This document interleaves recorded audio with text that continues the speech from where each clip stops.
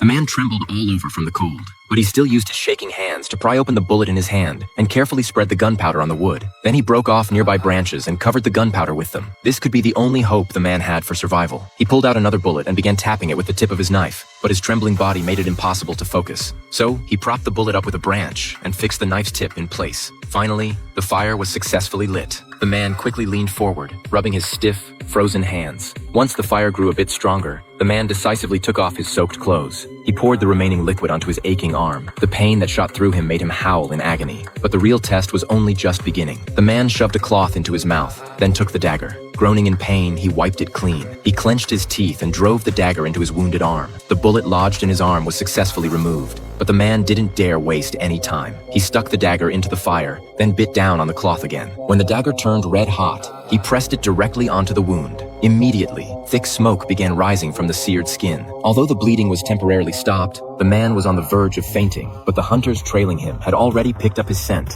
following the smell of roasting meat to pinpoint his location. After a brief rest, the man heard the sound of hooves growing nearer. He quickly got up and began running in circles around the fire, hoping to confuse the hunters with his footprints. Then, using a branch, he wiped away all traces of his real path. But the hunters were no amateurs. Soon, they had a plan to track him down based on the footprints. However, splitting up, they underestimated the man. One of the hunters, a fat man, spotted the man's real escape route but lost track of him at a large tree. The fat man cautiously scanned the surroundings, but the thick branches perfectly hid the man in the tree. When the fat man let his guard down, a drop of blood revealed the man's position.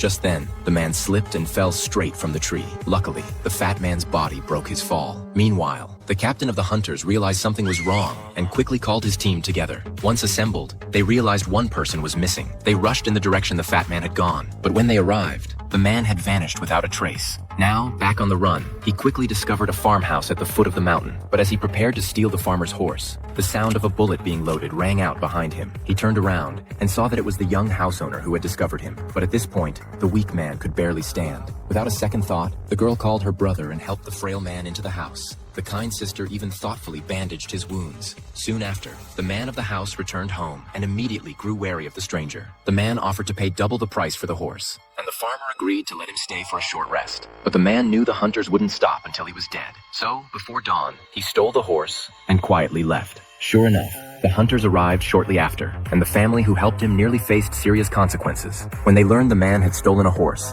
the hunters decided to pick up the pace. But the man had already spotted their trail. He started a fire in the woods, and the thick smoke quickly gave the hunters a direction to follow. Meanwhile, the man quietly hid around the fire. But weak and alone, he dared not act hastily. He was waiting for the perfect moment.